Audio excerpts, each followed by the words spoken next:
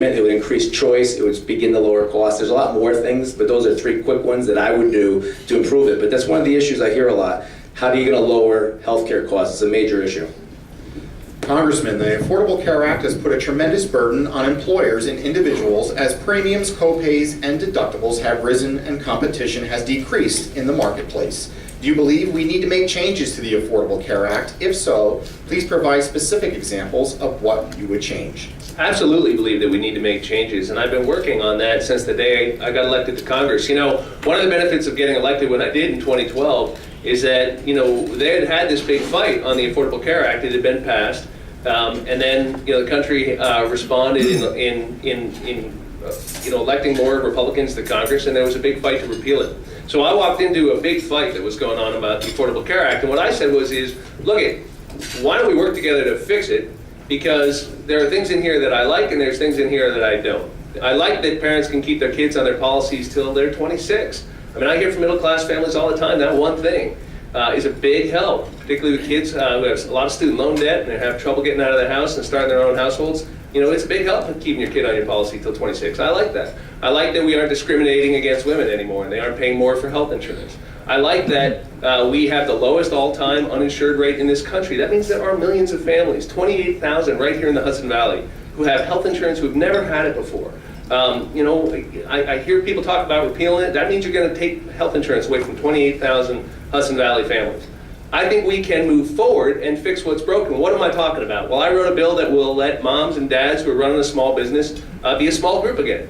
That got changed under the Affordable Care Act. I didn't think that made any sense. So I got a bill called the Mom and Pop Shop Act that will flip that back the way it used to be. I thought that's a dumb a change that we can correct. But there's more things. I've repeatedly questioned the employee thresholds, the numbers, and the hours. I think we don't know whether that's working the way it should unless we look at it and let the evidence be our guide and talk to one another and fix what's broken. I do think it's very important that everybody get covered. And so we got to make sure that everybody take responsibility for themselves and we have everybody in the same insurance pool. And when you have everybody in the same pool, you can price that product right and people can get good coverage at an affordable rate. So I want to keep working on solutions. I don't want to go back and have some big fight again. I don't believe in these efforts to keep trying to repeal it 60 times. And that's what I'm doing in Congress. Congressman, there's been discussion that regionalizing government services and economic development plans beyond county boundaries is the best way to continue to revitalize the Hudson Valley economy. Would you as Congressman be the conduit for regional initiatives, fostering dialogue and bringing the region together? I think that's a great question, and I do think there's a lot of benefits we can get in New York from consolidating some government services. We have, the highest property tax rates of most of the states. We have 4,600 taxing jurisdictions in the state of New York. You all know this. You all deal with it. I pay them too. I think we can do better in the way we organize ourselves. When I was in the governor's office, we worked on an initiative called the Local Government Commission to try to do just that. I think there's a lot of benefits from that. I do think offices like mine can play a critical role. You know, I want to say, I do think people should know, particularly in the business community, that we're doing pretty good in the Hudson Valley. I mean, unemployment in Dutchess County is 4%. It's lower than that in a lot of the parts I represent. We have some of the best new incorporation rates, some of the best private investment rates.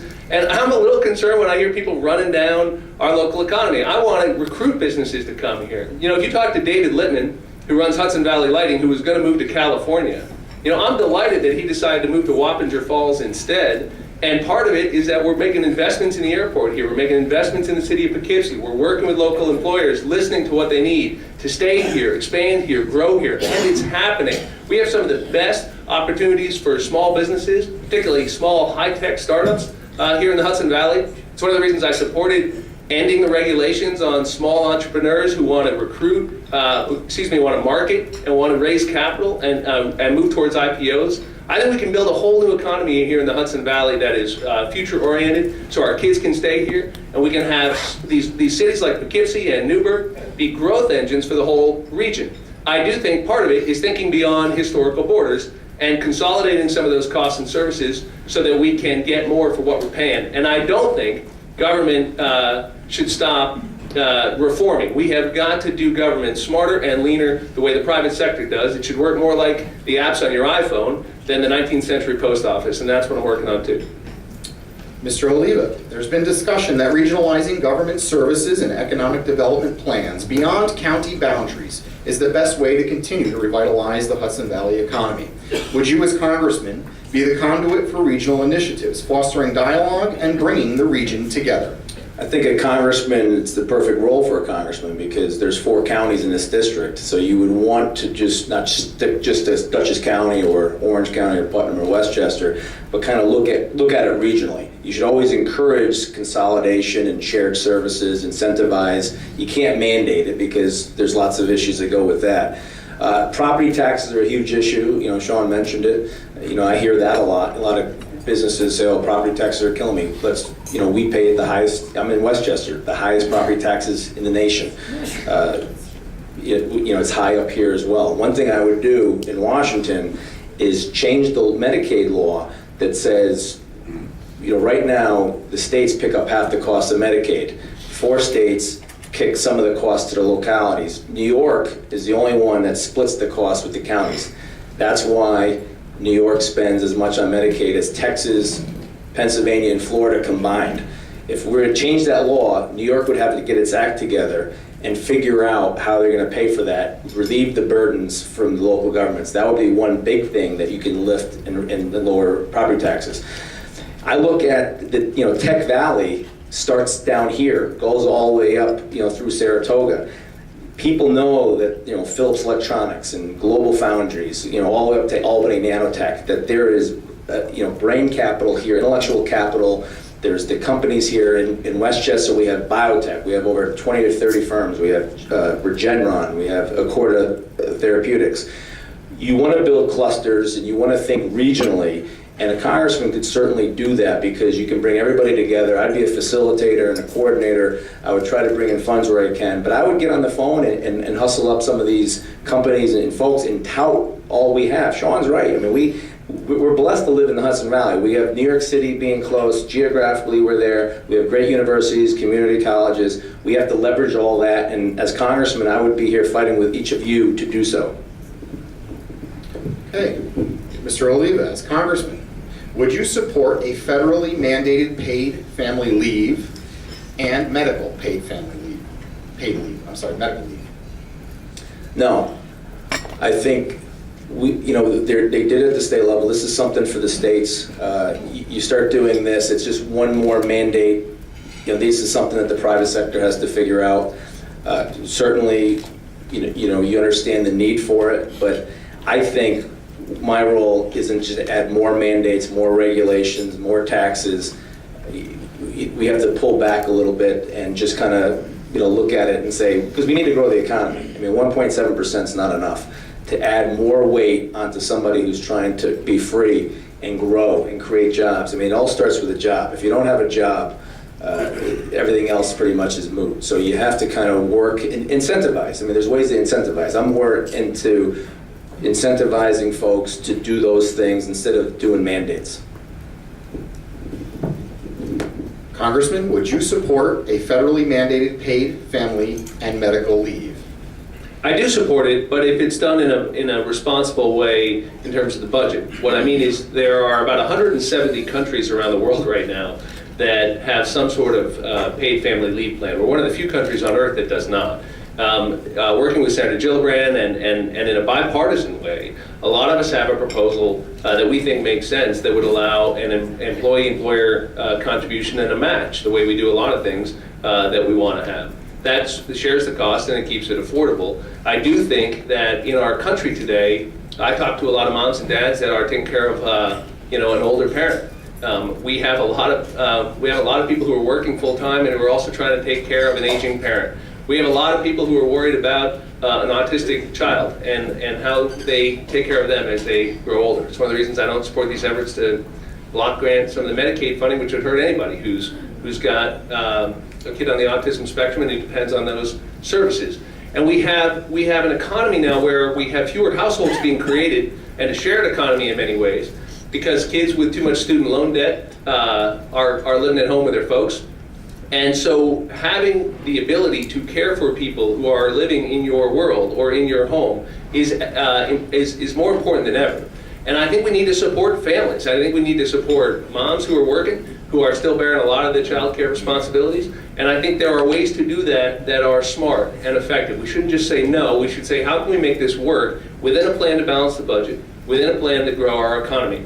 And that's what I support. And I do think, because I touched on it, we haven't touched on it yet, it is so important that we get college tuition rates under control, and it's so important that we get college debt under control. There are so many kids in this part of the world who are saddled with debt.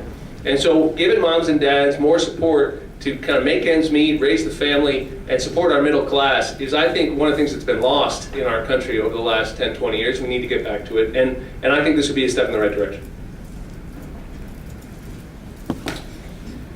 Okay. Congressman, there is discussion in regard to raising the federal minimum wage to $15 per hour. Will you support this? Why or why not? The federal minimum wage right now is about $7.25, and it is about $14,000 a year if you're working full-time. It has been decreasing for 30 years now because of inflation, and it's not been increased. In the state of New York, as you know, the governor passed a $15 minimum wage, although it'll be less in Dutchess County. It'll be phased in over time. And it's been done with some sensitivity to different types of industries that will be affected differently. I do support raising the minimum wage on the federal level. I'm listening very carefully to our farmers and our agricultural sector about the impact it will have on them. I'm very interested in the effect it will have on folks running businesses where tipped wages are a big part of people's income, and making sure that's fair. The key to raising the minimum wage is doing it everywhere so that all businesses have to factor in the same costs into their products, so there's no unfair advantages. It's not fair if you're working on the state boundary and the guy across in New Jersey is paying his workers less and you have to pay him more. So it's very important that we do it on the federal level, it seems to me, and we should have a living wage in this country. What I hear from people is that our middle class is getting crushed, and we ought to reward work. And if you work full-time, you shouldn't be in poverty. And we have always benefited from raising the middle class up in this country. And minimum wage laws have been an important part of that. They are getting undermined by inflation. So if we're going to have a minimum wage, just to be fair about it, it shouldn't be going down every year. And because we haven't increased it in so long, people have fallen so far behind. It's one of the reasons you see people getting so angry and feeling so shut out, is that they don't feel like, even though they're working, there's a place for them in this country. I want moms and dads who are working full time to be able to open the fridge and not worry whether there's any food or not. I want them to be able to look forward to retirement and maybe having a little time with their kids on the weekend. And supporting work through a minimum wage is part of that. Mr. Oliva, there's discussion in regard to raising the federal minimum wage to $15 per hour. Will you support this? Why or why not? As somebody who worked several minimum wage jobs coming up, you're thankful for the work experience. You always want to make more money. New York State, there was a big contentious battle up in Albany, and I hear a lot from small businesses. The $15 was too fast, too soon. Federally, it wouldn't really impact, just because they're not going to go beyond that, so it wouldn't impact New York, which would be my prime concern. We got to look at the minimum wage too. I mean, you look at the statistics. I think it's 2/3 of people who are working minimum wage jobs. It's a second job, or it's a job that's a part-time job, and more than half of them are 16 to 25. Doesn't mean that they need more wage and stuff like that. But once you start mandating, you got to look at the effect, and it's killing jobs, and it is, because labor costs are the number one cost of most small businesses. So you have to work with the businesses. You have to have offsets. Back to the employer mandate, I just wanted to be more eloquent with my position. I certainly understand. I'm a father of 3. My wife left a good career in sales to be home with our family. She runs an online fitness business as well. There's nothing more important than being with your kids, especially in the early ages. So I'm very sympathetic, and we have to incentivize employers. And I know government, you get time off, and most employers do. To mandate it is where I get a little concerned. Sean was talking about long-term health care. My 99-year-old great uncle was a Bronx cop who lost an eye. He fought in Iwo Jima. He was like a father to my mother and her 7 siblings, who they grew up in the South Bronx, dirt poor, so she's loyal to him and she's taking care of him. she doesn't have any help. I think when you have situations with long-term health care, you want to keep people out of nursing homes for the cost, because you're talking $12,000, $13,000, $15,000 a month. Medicaid will end up paying for that, so to protect taxpayers, to help the families, and to help the person to stay in the home. It's something we should encourage, and you can do it through the tax code, and the same thing with child care. I now invite Congressman Sean Patrick Maloney to the podium for closing remarks. Well, thank you all so much for the opportunity to appear before you again. When you get elected to this job, you've given a bunch of speeches and you've said a bunch of things, but after you've done it for a while, you have a record.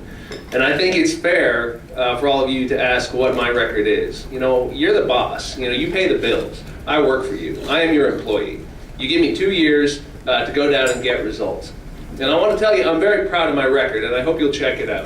Passing 23 bipartisan bills that help our vets, that make your commuter trains safer so we don't have these derailments, that help our farmers, that invest in our schools, that say we ought to have innovative new policies to fight the terrible epidemic of opioid abuse and heroin abuse in this part of the world, that do things to clean up our water. This is the work of this job. And every day for the last 2 and now 4 years, I have been rolling up my sleeves and working across the aisle with people like Marcus Molinaro right here in Dutchess County, with people like Sue Serino on the state level, with people like, we just awarded a medal to a military family the other day, with people like Rob Rollison, who I supported across party lines, people like John Hickman in East Fishkill.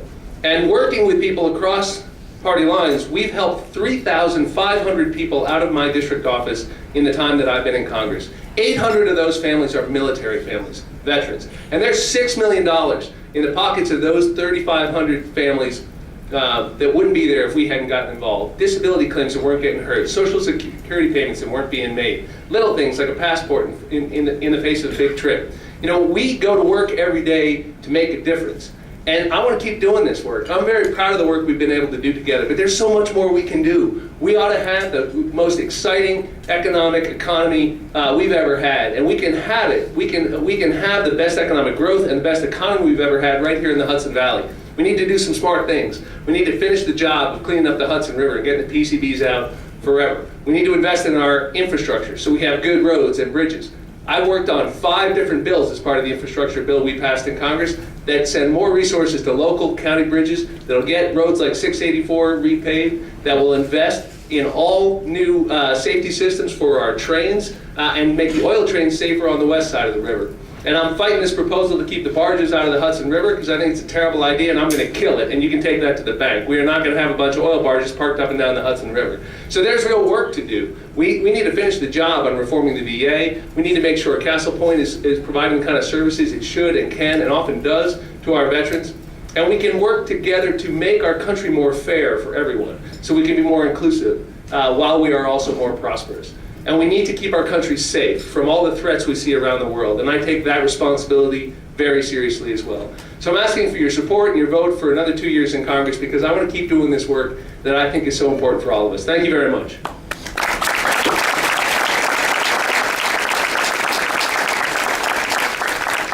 We now invite Mr. Oliva for closing remarks. Now, this isn't a debate, so at the appropriate time, we'll examine the other side of Sean's record. But that was a good interpretation of his view of it. Thank you all for the opportunity and the honor to be here. A guy like me, my beginnings, growing up in a working class neighborhood in the Bronx, a father who worked for a moving company and drove a cab, was in the Army Reserves, became full-time in the Army.